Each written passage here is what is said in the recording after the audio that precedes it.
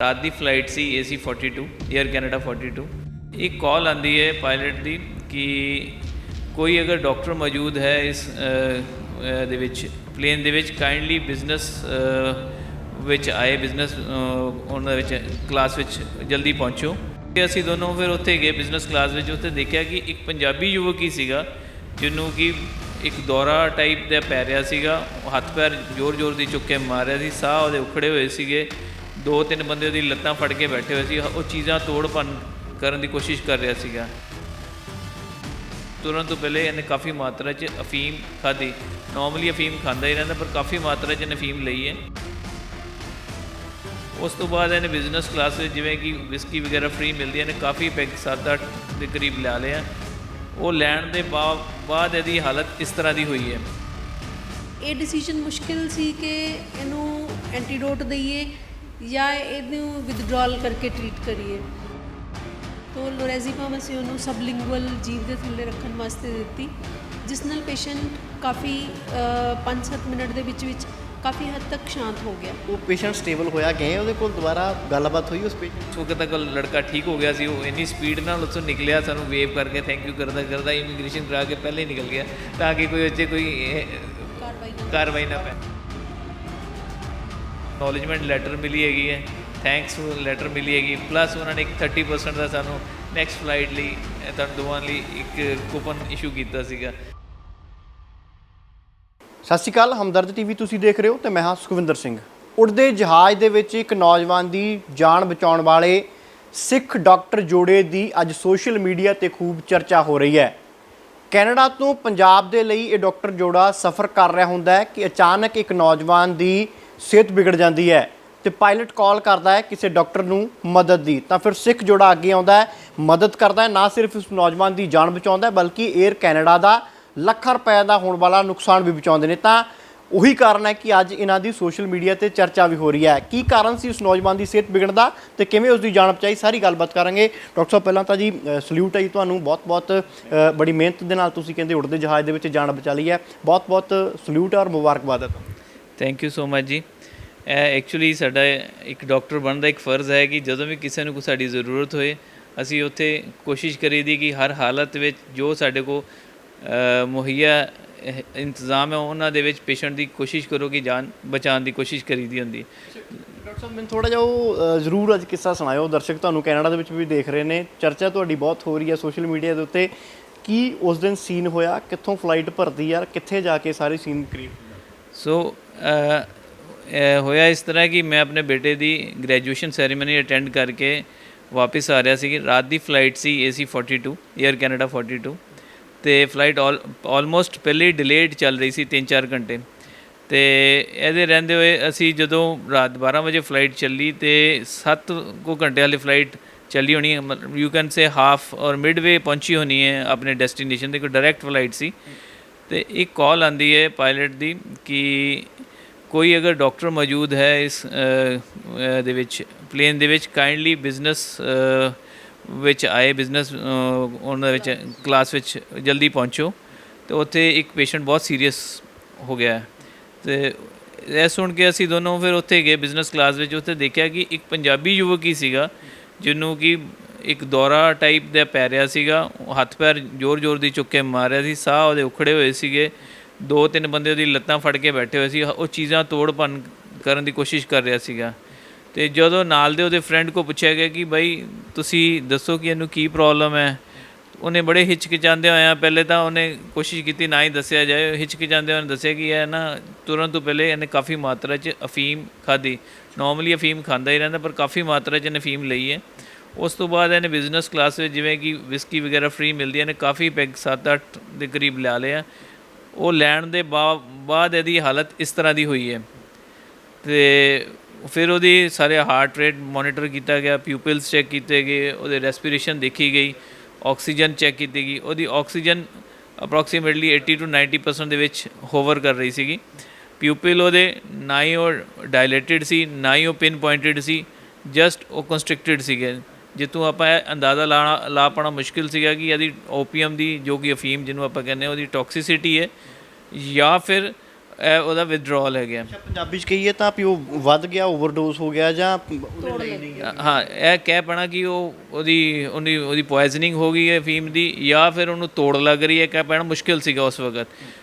ਉਹਨਾਂ ਦੀ kit check ਕੀਤੀ ਗਈ ਏਅਰ ਕੈਨੇਡਾ ਦੀ, ਉਹਦੇ ਵਿੱਚ ਸਾਡੇ ਕੋਲ ਐਂਟੀਡੋਟ ਨਲੋਕਸਨ ਤਾਂ ਮੌਜੂਦ ਸੀਗਾ, ਪਰ ਜਿਵੇਂ ਕਿ ਉਹਦੇ ਪਿਊਪਿਲ ਵਾਲੇ ਪਿਨ ਪੁਆਇੰਟਡ ਨਹੀਂ ਸੀ, ਇੱਥੋਂ ਇਹ ਲੱਗਦਾ ਸੀ ਆਪਾਂ ਲਾ ਨਹੀਂ ਸਕਦੇ ਉਹਨੂੰ। ਡਾਕਟਰ ਸਾਹਿਬ, ਇੱਕ ਸਵਾਲ ਬੜੇ ਦਰਸ਼ਕਾਂ ਦੇ ਮਨਾਂ ਦੇ ਵਿੱਚ ਵੀ ਆ ਰਿਹਾ ਹੋਊਗਾ, ਮੇਰੇ ਮਾਈਂਡ ਦੇ ਵਿੱਚ ਵੀ ਆਇਆ, ਕਿਉਂਕਿ ਤੁਸੀਂ ਹਸਪੀਟਲ ਦੇ ਵਿੱਚ ਹੁੰਦੇ ਹੋ, ਤੁਹਾਡੇ ਕੋਲ ਸਾਰੇ ਇਕਵਿਪਮੈਂਟਸ ਹੁੰਦੇ ਨੇ, ਸਾਰਾ ਕੁਝ ਟੈਸਟ ਕਰਨ ਵਾਸਤੇ ਆਪਾਂ ਸਾਰਾ ਕੁਝ ਚੈੱਕ ਕਰ ਲੈਂਦੇ ਆ।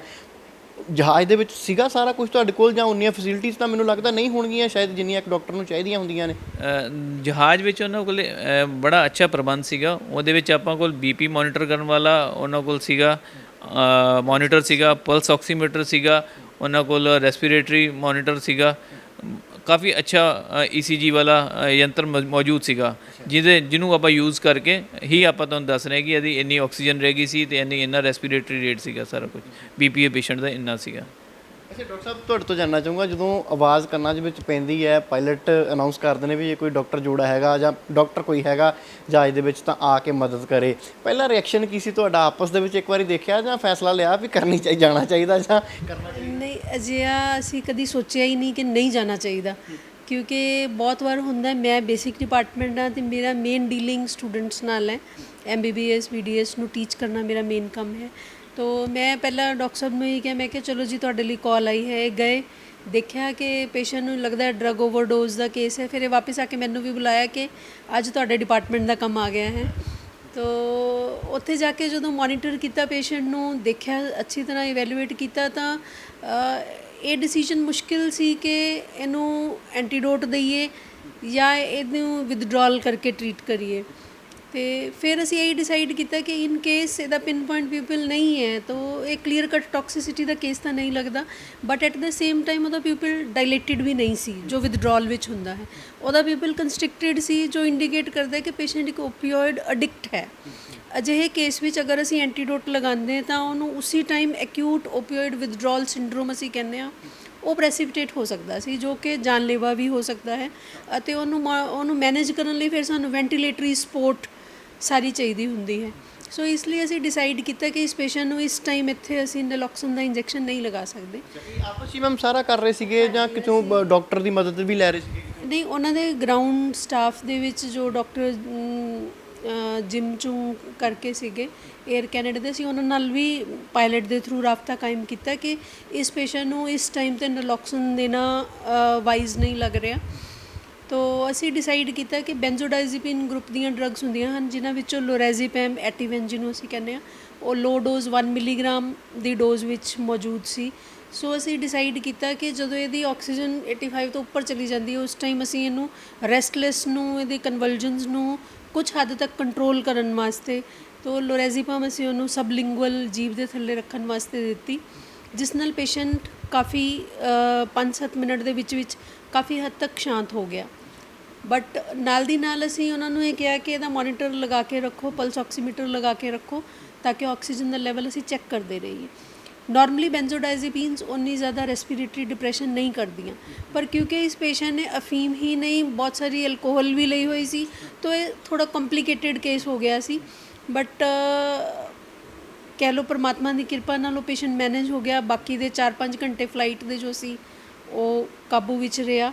ਡੋਜ਼ ਸਾਨੂੰ ਰਿਪੀਟ ਵੀ ਕਰਨੀ ਪਈ ਲੋਰੈਜ਼ੀਪੈਮ ਦੀ, ਬਟ ਬੋਲ ਰਹੇ ਪੇਸ਼ੈਂਟ ਦੇ ਉਨੀ ਦੇਰ ਜਾਂ ਨਹੀਂ, ਅਸੀਂ ਜਾ ਕੇ ਬੈਠ ਗਏ, ਫਿਰ ਦੁਬਾਰਾ ਆਇਆ, ਫਿਰ ਇੱਕ ਵਾਰ ਕ੍ਰਿਊ ਮੈਂਬਰ ਨੂੰ ਵੀ ਪੁੱਛਿਆ ਕਿ ਪੇਸ਼ੈਂਟ ਸਟੇਬਲ ਹੈ ਜਾਂ ਨਹੀਂ, ਤੋ ਅਸੀਂ ਉਹਦੇ ਉੱਤੇ ਕੌਨਸਟੈਂਟ ਨਜ਼ਰ ਰੱਖੀ। ਅੱਛਾ, ਇੱਕ ਡਾਕਟਰ ਸਾਹਿਬ ਹੋਰ ਬੜਾ ਸਵਾਲ ਹੈ, ਆਪਾਂ ਪੇਸ਼ੈਂਟ ਲੈ ਕੇ ਹਸਪੀਟਲ ਦੇ ਵਿੱਚ ਜਾਂਦੇ ਹਾਂ ਤਾਂ ਸਭ ਤੋਂ ਪਹਿਲਾਂ ਡਾਕਟਰਸ, ਜਦੋਂ ਤੁਸੀਂ ਕਿਹਾ ਵੀ ਜਾਨਲੇਵਾ ਸੀਗਾ, ਉਹ ਜਿਹੜੀ ਹਾਲਤ ਸੀਗੀ ਜਾਨ ਵੀ ਜਾ ਸਕਦੀ ਸੀਗੀ, ਤਾਂ ਕੰਸੈਂਟ ਆਪਾਂ ਸਾਈਨ ਕਰਵਾਉਂਦੇ ਆ, ਉੱਥੇ ਫਿਰ ਕਿਵੇਂ? ਉਹ ਤਾਂ ਡਾਕਟਰ ਪਹਿਲਾਂ ਆਪਣੀ ਜ਼ਿੰਮੇਵਾਰੀ ਸਮਝਦਾ ਵੀ ਕੰਸੈਂਟ ਜ਼ਰੂਰ ਸਾਈਨ ਕਰਵਾਇਆ ਜਾਵੇ, ਤਾਂ ਤੁਸੀਂ ਵੀ ਤਾਂ ਇੱਕ ਹਿਸਾਬ ਦੀ ਉਹਦੀ ਇੱਕ ਪਾਸੇ ਉਹ ਜ਼ਿੰਦਗੀ ਮੌਤ ਦੀ ਜੰਗ ਲੜ ਰਿਹਾ ਸੀਗਾ ਔਰ ਤੁਸੀਂ ਰਿਸਕ ਲੈ ਰਹੇ ਸੀਗੇ ਬਚਾਉਣ ਦੇ ਵਾਸਤੇ, ਤਾਂ ਉਹ ਫਿਰ ਕਿਵੇਂ ਕੀਤਾ?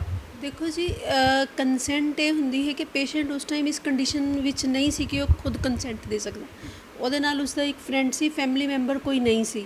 ਅਸੀਂ ਜਦੋਂ ਲੋਰੈਜ਼ੀਪੈਮ ਦੇਣੀ ਸੀ ਜਾਂ ਨੈਲੋਕਸਨ ਨਾ ਦੇਣ ਦਾ ਡਿਸੀਜਨ ਲਿਆ, ਅਸੀਂ ਉਹਦੇ ਫਰੈਂਡ ਨੂੰ ਸਾਰੀ ਕੰਡੀਸ਼ਨ ਉਹਦੀ ਐਕਸਪਲੇਨ ਕੀਤੀ ਔਰ ਰਿਸਕ ਵੀ ਐਕਸਪਲੇਨ ਕੀਤਾ। ਤੋ ਅਜਿਹੇ ਐਮਰਜੈਂਸੀ ਕੇਸ ਵਿੱਚ ਨਾ ਅਸੀਂ ਇੱਕ ਵਰਡ ਯੂਜ਼ ਕਰਦੇ ਹਾਂ, ਇੰਪਲਾਈਡ ਕੰਸੈਂਟ।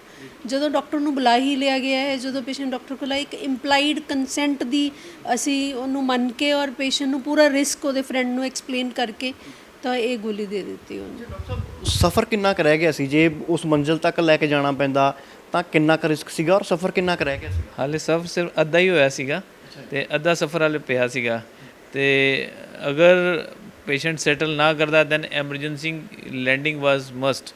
ਤੇ ਜੋ ਤੁਹਾਨੂੰ ਪਤਾ ਹੈ ਕਿ ਕੋਈ ਵੀ ਪਲੇਨ ਸਡਨ ਐਮਰਜੈਂਸੀ ਲੈਂਡਿੰਗ ਵਾਸਤੇ ਤਿਆਰ ਹੁੰਦਾ ਹੈ ਤੇ ਕਿੰਨਾ ਤਾਣਾ ਬਾਣਾ ਉਲਝ ਜਾਂਦਾ ਉਸ ਏਅਰਲਾਈਨ ਵਾਸਤੇ, ਤੇ ਨੀਚੇ ਜਿੱਥੇ ਲੈਂਡ ਹੋਣਾ ਉਹਨਾਂ ਵਾਸਤੇ ਵੀ ਸਡਨ ਇੱਕ ਅਕਿਊਟ ਐਮਰਜੈਂਸੀ ਬਣ ਜਾਂਦੀ। ਤੇ ਉਸ ਕੰਟਰੀ ਉਸ ਜੋ ਜਿਹੜੀ ਕਿ ਪਲੇਨ ਵਾਲਿਆਂ ਵਾਸਤੇ ਵੀ ਜੋ ਇਕੋਨਮੀ ਹਿਲ ਜਾਂਦੀ ਉਹਨਾਂ ਦੀ ਉਹ ਇੱਕ ਲੈਂਡਿੰਗ ਦੇ ਵਿੱਚ, ਸਡਨ ਲੈਂਡਿੰਗ। ਪਲੱਸ ਉਹਨਾਂ ਦੇ ਤੁਸੀਂ ਸੋਚ ਸਕਦੇ ਹੋ ਕਿ ਕਿੰਨੇ ਜਿਹੜੇ ਪੈਸੇਂਜਰ ਜਿਹੜੇ ਖ਼ਰਾਬ ਹੋਣੇ ਸੀਗੇ।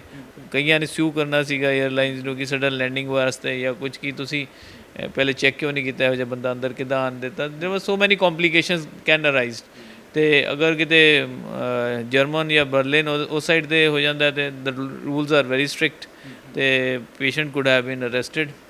ਸੋ there are so many issues that could have taken off. Doctor ਸਾਹਿਬ, ਜਦੋਂ ਇਹ ਸਾਰਾ ਕੁਝ ਕਰ ਰਹੇ ਸੀਗੇ, ਸਭ ਤੋਂ ਪਹਿਲਾਂ ਪੇਸ਼ੈਂਟ ਦੇਖਿਆ ਕਿ ਹਾਲਤ ਨਾਜ਼ੁਕ ਹੈ, ਤੜਪ ਰਿਹਾ ਪੇਸ਼ੈਂਟ, ਜ਼ਿਹਨ 'ਚ ਕੀ ਚੱਲ ਰਿਹਾ ਸੀ ਉਦੋਂ? ਜ਼ਹਿਨ 'ਚ ਇਹ ਚੱਲ ਰਿਹਾ ਸੀਗਾ ਕਿ ਸਭ ਨਾਲ ਪਹਿਲਾਂ ਤਾਂ ਇਹਨਾਂ ਦੀ ਮੈਡੀਕਲ ਕਿੱਟ ਦੇਖੀ ਜਾਏ ਕਿ ਕਿਹੜੀ ਇਹੋ ਜਿਹੀ ਮੈਡੀਸਿਨ ਜਿਹਨੂੰ ਆਪਾਂ ਜਲਦੀ ਤੋਂ ਜਲਦੀ ਐਨਾਲਾਈਜ਼ ਕਰਕੇ ਇਹਨੂੰ ਆਪਾਂ ਉਹ ਉਸ ਚੀਜ਼ ਤੋਂ ਥੋੜ੍ਹਾ ਜਿਹਾ ਵਾਪਸ ਲੈ ਕੇ ਆਈਏ। ਕਿਉਂਕਿ ਲੱਗ ਰਿਹਾ ਸੀਗਾ ਕਿ ਅਗਰ ਇਹਦਾ ਜਲਦੀ ਇਲਾਜ ਨਾ ਕੀਤਾ ਗਿਆ ਤਾਂ ਇਹ ਸਿਚੁਏਸ਼ਨ ਆਊਟ ਆਫ ਕੰਟਰੋਲ ਹੋ ਜਾਣੀ ਹੈਗੀ ਹੈ। ਕਿਉਂਕਿ ਜਿੱਦਾਂ ਟਾਈਮ ਬੀਤਦਾ ਜਾ ਰਿਹਾ ਸੀਗਾ, ਨੀਚੇ ਸਾਡਾ ਰਾਬਤਾ ਹੋ ਰਿਹਾ ਸੀ ਉਹਨਾਂ ਦੇ ਮੈਡੀਕਲ ਟੀਮ ਦੇ ਨਾਲ। ਕਈ ਵਾਰੀ ਉਹਨਾਂ ਨਾਲ ਵਾਦ ਵਿਵਾਦ ਵੀ ਹੋ ਰਿਹਾ ਸੀ ਕਿ ਉਹ ਕਹਿ ਰਹੇ ਸੀ ਇਹ ਇੰਜੈਕਸ਼ਨ ਲਗਾ ਦਿਓ, ਬਟ ਅਸੀਂ ਉਸ ਹੱਕ ਵਿੱਚ ਨਹੀਂ ਸੀਗੇ ਇੰਜੈਕਸ਼ਨ ਵਿੱਚ, ਕਿਉਂਕਿ ਪ੍ਰੈਕਟੀਕਲੀ ਅਸੀਂ ਦੇਖ ਰਹੇ ਸੀ ਪੇਸ਼ੈਂਟ ਨੂੰ ਉਹ ਕੰਡੀਸ਼ਨ ਇਹ ਚੱਲ ਰਹੀ ਹੈਗੀ ਹੈ। ਤੇ ਉੱਥੇ ਫੈਸਲਾ ਲੈਣਾ ਇੱਕ ਬੜਾ ਵੱਡੀ ਗੱਲ ਸੀਗੀ ਕਿ ਇੱਕ ਨਾ ਫੈਸਲਾ ਲੈਣਾ ਕਿ ਇੰਜੈਕਸ਼ਨ ਨਹੀਂ ਲਗਾਉਣਾ, ਉਹ ਬੜਾ ਵੱਡਾ ਫੈਸਲਾ ਸੀਗਾ। ਔਰ ਆਦਰ ਉਹਦੇ ਆਪੋਜ਼ਿਟ ਜਾ ਕੇ ਇੱਕ ਛੋਟੀ ਜਿਹੀ ਗੋਲੀ ਦੇਣੀ ਇੱਕ ਅਜੀਬ ਫੈਸਲਾ ਕਹਿ ਸਕਦੇ ਹੋ। ਉਹ ਵੀ ਉਹਨਾਂ ਦੀ ਕਨਸੈਂਟ ਨਾਲ ਹੀ ਆਪਾਂ ਦਿੱਤੀ, ਉਹਨਾਂ ਨੂੰ ਦੱਸ ਕੇ ਕਿ ਹਾਂ ਆਪਾਂ ਇਹ ਦੇਣ ਲੱਗੇ ਹਾਂ। If you say yes, if you say us go ahead, ਅਸੀਂ ਤਾਂ ਦੇਵਾਂਗੇ medicine. So we took there go ahead and we gave him a medicine. Waheguru ਦਾ ਨਾਮ ਲਿਆ and everything went on our way. Slowly patient recovery ਵੱਲ ਚਲਾ ਗਿਆ। ਅੱਛਾ, ਕਹਿੰਦੇ ਜਾਂਦੇ ਸ਼ਤਾਬਦੀ ਦੇ ਵਿੱਚ ਵੀ ਜਦੋਂ ਤੁਸੀਂ ਫਲਾਈਟ ਫੜਨੀ ਸੀਗੀ ਉਦੋਂ ਵੀ ਇੱਕ ਪੇਸ਼ੈਂਟ ਦੇ ਵਾਸਤੇ ਸ਼ਤਾਬਦੀ 'ਚ ਵੀ ਕਾਲ ਆਈ? ਜੀ ਹਾਂ, ਅਸੀਂ ਆਈ ਵਾਜ਼ ਗੋਇੰਗ ਇਨ ਅਨੁਭੂਤੀ ਕਲਾਸ ਤੇ ਮੈਨੂੰ ਸਡਨਲੀ ਉੱਥੇ ਹੋਇਆ ਅਨਾਊਂਸਮੈਂਟ ਹੋਈ ਕਿ ਇੱਕ C-14 ਦੇ ਵਿੱਚ ਪੇਸ਼ੈਂਟ ਬਹੁਤ ਸੀਰੀਅਸ ਹੈ, ਜਿਹੜਾ ਜਲਦੀ ਨਾਲ ਆ ਕੇ ਦੇਖਿਆ ਜਾਏ। ਅਤੇ ਜਦੋਂ ਮੈਂ ਉੱਥੇ ਪਹੁੰਚਿਆ ਅਤੇ ਦੇਖਿਆ ਇੱਕ ਪੇਸ਼ੈਂਟ ਨੂੰ ਲੇਟਿਆ ਹੋਇਆ ਸੀਗਾ, ਉਹ ਸਾਹ ਔਖਾ ਜਿਹਾ ਆ ਰਿਹਾ ਸੀਗਾ ਅਤੇ ਘਬਰਾਹਟ ਬਹੁਤ ਜ਼ਿਆਦਾ ਹੋ ਰਹੀ ਸੀ ਉਸ ਪੇਸ਼ੈਂਟ ਨੂੰ। ਕਾਫੀ ਲੋਕ ਉਹਦੇ ਆਲੇ ਦੁਆਲੇ ਇਕੱਠੇ ਹੋਏ ਸੀਗੇ। ਪਹਿਲਾਂ ਤਾਂ ਜਾ ਕੇ ਸਾਰੇ ਲੋਕਾਂ ਨੂੰ ਸਾਈਡ ਕੀਤਾ ਕਿ ਪੇਸ਼ੈਂਟ ਆਲਰੇਡੀ ਬੜਾ ਡਿਸਟਰੈਸ ਵਿੱਚ ਹੈ, ਇਹਨੂੰ ਸਾਹ ਤਾਂ ਆ ਲੈਣ ਦਿਓ। ਦੈਨ ਉਹਨੂੰ ਉਹਦੇ I got a watch with all this ECG ਵਗੈਰਾ ਦਾ ਮੋਨੀਟਰ ਕੀਤੀ। ਲੱਗ ਰਿਹਾ ਸੀਗਾ ਕੋਈ ਇੰਪੈਂਡਿੰਗ ਹਾਰਟ ਦੀ ਕੋਈ ਪ੍ਰੋਬਲਮ ਲੱਗ ਰਹੀ ਸੀ। ਤਾਂ ਉਹਨਾਂ ਨੂੰ ਫਿਰ ਆਪਾਂ ਸੋਨੀਪਤ ਹਸਪੀਟਲ ਦੇ ਵਿੱਚ ਉੱਥੇ ਕਰਵਾਇਆ ਉਤਾਰ ਕੇ। ਡਾਕਟਰ ਸਾਹਿਬ, ਜਦੋਂ ਉਹ ਪੇਸ਼ੈਂਟ ਸਟੇਬਲ ਹੋਇਆ ਗਏ ਉਹਦੇ ਕੋਲ ਦੁਬਾਰਾ ਗੱਲਬਾਤ ਹੋਈ ਉਸ ਪੇਸ਼ੈਂਟ ਨਾਲ? ਜਿਹੜੇ ਪਲੇਨ ਵਾਲੇ ਪੇਸ਼ੈਂਟ ਨੇ, ਪਲੇਨ ਵਾਲੇ ਪੇਸ਼ੈਂਟ ਦਾ ਕਿੱਸਾ ਬੜਾ ਮਜ਼ੇਦਾਰ ਹੈ ਕਿ ਜਦੋਂ ਅਸੀਂ ਉਤਰੇ ਫਲਾਈਟ ਲੈਂਡ ਹੋਈ, ਉਹਦੇ ਲਈ ਐਂਬੂਲੈਂਸ ਤਿਆਰ ਸੀਗੀ ਮੈਕਸ ਹਸਪੀਟਲ ਦੀ, ਉਹਨਾਂ ਨੇ ਬੁਲਾਈ ਹੋਈ ਸੀ। ਕ੍ਰਿਊ ਮੈਂਬਰਸ ਨੇ ਆਲਰੇਡੀ ਸਟ੍ਰੈਚਰ ਤਿਆਰ ਸੀਗਾ। ਬਟ ਉਹ ਪੇਸ਼ੈਂਟ ਉਸ ਵਕਤ ਤੱਕ ਲੜਕਾ ਠੀਕ ਹੋ ਗਿਆ ਸੀ। ਉਹ ਇੰਨੀ ਸਪੀਡ ਨਾਲ ਉੱਥੋਂ ਨਿਕਲਿਆ, ਸਾਨੂੰ ਵੇਵ ਕਰਕੇ ਥੈਂਕ ਯੂ ਕਰਦਾ ਇਮੀਗ੍ਰੇਸ਼ਨ ਕਰਾ ਕੇ ਪਹਿਲੇ ਹੀ ਨਿਕਲ ਗਿਆ ਤਾਂ ਕਿ ਕੋਈ ਉੱਥੇ ਕੋਈ ਕਾਰਵਾਈ ਨਾ ਪੈ। ਮੁਲਾਕਾਤ ਉਸ ਤਰੀਕੇ ਦੀ ਨਹੀਂ ਹੋ ਪਾਈ? ਹਾਂਜੀ, ਉਸ ਤਰੀਕੇ ਦੀ ਮੁਲਾਕਾਤ ਉਹ ਕਰਨਾ ਹੀ ਨਹੀਂ ਚਾਹੁੰਦਾ ਸੀ, ਸੋ ਦੈਟ ਕੱਲ੍ਹ ਨੂੰ ਕੋਈ ਇਸ਼ੂ ਨਾ ਬਣ ਜਾਏ। ਡਾਕਟਰ ਸਾਹਿਬ, ਸਾਡੇ ਚੈਨਲ ਦੇ ਥਰੂ ਅਸੀਂ ਉਸ ਬੱਚੇ ਨੂੰ, ਉਸ ਲੜਕੇ ਨੂੰ ਤੇ ਬਾਕੀ ਵੀ ਹੋਰ ਬੱਚਿਆਂ ਨੂੰ ਇਹ ਸੰਦੇਸ਼ ਜ਼ਰੂਰ ਦੇਣਾ ਚਾਹਾਂਗੇ ਕਿ ਇਹ ਡਰੱਗਸ ਚਾਹੇ ਕੈਨੇਡਾ ਵਿੱਚ ਲੀਗਲ ਹੋ ਗਈਆਂ ਜਾਂ ਜੋ ਵੀ, ਬਟ ਮੈਂ ਸਮਝਦੀ ਹਾਂ ਕਿ ਇਹ ਬਹੁਤ ਹੀ ਇੱਕ ਮਾੜੀ ਗੱਲ ਹੈ ਤੇ ਬੱਚੇ ਇਸ ਚੀਜ਼ ਤੋਂ ਦੂਰ ਹੀ ਜਿੰਨਾ ਰਹਿਣ ਉਨਾ ਅੱਛਾ ਹੈ, ਕਿਉਂਕਿ ਹੈਲਥ ਸਭ ਤੋਂ ਪ੍ਰਾਇੋਰਟੀ ਹੋਣੀ ਚਾਹੀਦੀ ਹੈ। ਅਜਿਹਾ ਨਾ ਹੋਏ ਕਿ ਮਾਂ ਬਾਪ ਨੇ ਤਾਂ ਬੱਚੇ ਭੇਜੇ ਹਨ ਕਮਾਈਆਂ ਕਰਨ ਵਾਸਤੇ ਅਤੇ ਉੱਥੇ ਕੋਈ ਉਹ ਇਹੋ ਜਿਹਾ ਕੁਝ ਹੋ ਜਾਏ ਤਾਂ ਅਸੀਂ ਪੇਰੈਂਟਸ ਬਾਰੇ ਸੋਚ ਰਹੇ ਹਾਂ ਕਿ ਬੱਚਾ ਮਿਲਣ ਲਈ ਕੈਨੇਡਾ ਤੋਂ ਆ ਰਿਹਾ ਸੀ ਪੇਰੈਂਟਸ ਨੂੰ, ਉਹਨੇ ਇਹੋ ਜਿਹੀ ਗਲਤੀ ਕੀਤੀ, ਜੇ ਖੁਦਾ ਨਾ ਖਾਸਤਾ ਕੁਝ ਹੋ ਜਾਂਦਾ ਤੇ ਪੇਰੈਂਟਸ ਉੱਤੇ ਕੀ ਗੁਜ਼ਰਨੀ ਸੀ। ਸੋ ਉਸ ਬੱਚੇ ਨੂੰ ਵੀ ਤੇ ਬਾਕੀ ਵੀ ਹੋਰ ਬੱਚਿਆਂ ਨੂੰ ਜੋ ਸਾਡੇ ਪੰਜਾਬ ਤੋਂ ਬਹੁਤ ਸਾਰੇ ਬੱਚੇ ਜਾ ਰਹੇ ਹਨ ਪੜ੍ਹਨ ਵਾਸਤੇ ਜਾਂ ਕੰਮ ਕਰਨ ਵਾਸਤੇ, ਮੇਰੀ ਇਹ ਹੈ ਕਿ ਚਾਹੇ ਉੱਥੇ ਲੀਗਲ ਹਨ ਬਟ ਇਹ ਚੰਗੀ ਚੀਜ਼ ਨਹੀਂ ਹੈ। ਇਸ ਫੀਲਡ 'ਚ ਹੋਣ ਕਰਕੇ ਫਾਰਮਾਕੋਲੋਜੀ 'ਚ ਮੈਂ ਸਮਝਦੀ ਹਾਂ ਕਿ ਬਹੁਤ ਹੀ ਹਾਰਮਫੁਲ ਇਫੈਕਟਸ ਇਹਨਾਂ ਡਰੱਗਸ ਦੇ ਹਨ ਬੋਡੀ 'ਤੇ। ਤੋ ਬੱਚੇ ਆਪਣੀ ਜਵਾਨੀ ਨਾ ਖਰਾਬ ਕਰਨ, ਇੱਕ ਹੈਲਦੀ ਲਾਈਫ ਜੀਣ ਔਰ ਡਰੱਗਸ ਨੂੰ ਨੋ ਕਹਿਣ। ਡਾਕਟਰ ਸਾਹਿਬ, ਜਿਵੇਂ ਅਫੀਮ ਹੀ ਲਈ ਸੀ ਵੱਧ ਮਾਤਰਾ ਲਈ, ਇੰਨੀ ਖਤਰਨਾਕ ਚੀਜ਼ ਹੈਗੀ ਹੈ? ਦੇਖੋ ਜੀ, ਤੁਸੀਂ ਕੋਈ ਵੀ ਚੀਜ਼ ਵੱਧ ਮਾਤਰਾ 'ਚ ਲੈ ਲਓ, ਸਭ ਖਤਰਨਾਕ ਹੋ ਜਾਂਦੀ ਹੈ। ਤੁਸੀਂ ਖਰਬੂਜਾ ਵੱਧ ਖਾ ਲਓ, ਤੁਹਾਡਾ ਪੇਟ ਖਰਾਬ ਹੋ ਜਾਂਦਾ। ਤੁਸੀਂ ਰੋਟੀ ਵੱਧ ਖਾ ਲਓ, ਬਦਹਜ਼ਮੀ ਹੋ ਜਾਂਦੀ। ਜਦ ਤੱਕ ਕੋਈ ਚੀਜ਼ ਮੋਡਰੇਸ਼ਨ ਵਿੱਚ ਲਈ ਜਾਏ ਤਦ ਤੱਕ ਉਹਦਾ ਨੁਕਸਾਨ ਨਹੀਂ ਹੁੰਦਾ। ਜਦ ਵਾਂਸ ਇੱਕ ਲੈਵਲ ਹੁੰਦਾ ਹੈ, ਅਗਰ ਤੁਸੀਂ ਉਸ ਲੈਵਲ ਦੇ ਉੱਪਰ ਚਲੇ ਜਾਓਗੇ ਤਾਂ ਉਹ ਤੁਹਾਨੂੰ ਹਮੇਸ਼ਾ ਨੁਕਸਾਨ ਕਰੇਗੀ ਕਰੇਗੀ। ਜਿਹੜਾ ਨਾਮ ਹੀ ਅਫੀਮ ਹੈ ਉਹ ਤਾਂ ਵੈਸੇ ਹੀ ਨੁਕਸਾਨਦਾਇਕ ਹੈ। ਸਾਡੇ ਕਿਸੇ ਵੀ ਗੁਰਬਾਣੀ ਜਾਂ ਕਿਸੇ ਵੀ ਹਰ ਤਰ੍ਹਾਂ ਦਾ ਨਸ਼ੇ ਰੋਕਿਆ ਗਿਆ, ਵਰਜਿਆ ਗਿਆ ਹੈਗਾ। ਤੁਸੀਂ ਅਗਰ ਸਾਡੇ ਗੁਰੂ ਮਹਾਰਾਜ ਸਾਨੂੰ ਇਹ ਆਦੇਸ਼ ਦੇ ਸਕਦੇ ਹੋ ਤੇ ਆਪਾਂ ਇਹ ਕਹਿ ਹੀ ਨਹੀਂ ਸਕਦੇ ਕਿ ਅਫੀਮ ਚੰਗੀ ਹੈ। ਅਫੀਮ is not good, only it is good ਜਦੋਂ ਆਪਾਂ ਉਹਨੂੰ ਇੱਕ ਦਵਾਈ ਦੀ ਮਾਤਰਾ ਜਾਂ ਦਵਾਈ ਦੇ ਰੂਪ ਵਿੱਚ ਦਿੱਤੀ ਜਾਂਦੀ ਹੈ, ਜਿੱਥੇ ਐਮਰਜੈਂਸੀ ਜ਼ਰੂਰਤ ਪੈਂਦੀ ਹੈ। ਵੈਸੇ ਠੀਕ ਨਹੀਂ। ਡਾਕਟਰ ਸਾਹਿਬ, ਚਲੋ ਉਹ ਤਾਂ ਬਈ ਚਲਾ ਗਿਆ, ਉਹਦੀ ਤਾਂ ਜ਼ਿੰਦਗੀ ਬਚ ਗਈ, ਚਲੋ ਪ੍ਰਮਾਤਮਾ ਲੰਬੀ ਕਰੇ ਉਹਦੀ ਜ਼ਿੰਦਗੀ। ਪਰ ਜਦੋਂ ਤੁਸੀਂ ਫਿਰ ਫਲਾਈਟ ਤੋਂ ਜਹਾਜ਼ ਤੋਂ ਬਾਹਰ ਆਏ, ਏਅਰਪੋਰਟ ਪਹੁੰਚੇ, ਮਾਹੌਲ ਕੀ ਸੀਗਾ ਅੱਗੇ? ਮਾਹੌਲ ਇਹ ਸੀਗਾ, ਅਸੀਂ ਜ਼ਿੰਦਗੀ 'ਚ ਅੱਜ ਤੱਕ ਕਦੀ ਪਾਇਲਟ ਹੀ ਨਹੀਂ ਦੇਖਿਆ ਸੀ। ਕਾਕਪਿਟ ਤੋਂ ਬਾਹਰ ਆ ਕੇ ਸਾਨੂੰ ਕਦੀ ਹੈਂਡਸ਼ੇਕ ਕਰੇ, ਸਾਨੂੰ ਅਪਲਾਉਡ ਕਰੇ, ਘੁੱਟ ਕੇ ਮਿਲੇ। ਫੋਰ ਦਾ ਫਸਟ ਟਾਈਮ ਸਾਡੇ ਨਾਲ ਇੱਦਾਂ ਹੋਇਆ ਕਿ ਪਾਇਲਟ ਆਪ ਆ ਕੇ, ਸਾਰਾ ਕ੍ਰਿਊ ਆ ਕੇ ਸਾਨੂੰ ਥੈਂਕਸ ਕਰ ਰਿਹਾ ਸੀ। ਸਾਨੂੰ ਐਂ ਲੱਗ ਰਿਹਾ ਸੀ ਅਸੀਂ ਕੁਛ ਸ਼ਾਇਦ ਸੈਲੀਬ੍ਰਿਟੀ ਬਣ ਗਏ ਹਾਂ।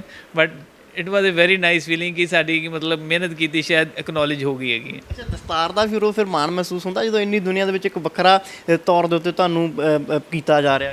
ਦੇਖੋ ਜੀ, ਦਸਤਾਰ ਦਾ ਹਮੇਸ਼ਾ ਸਾਨੂੰ ਮਾਣ ਹੈ।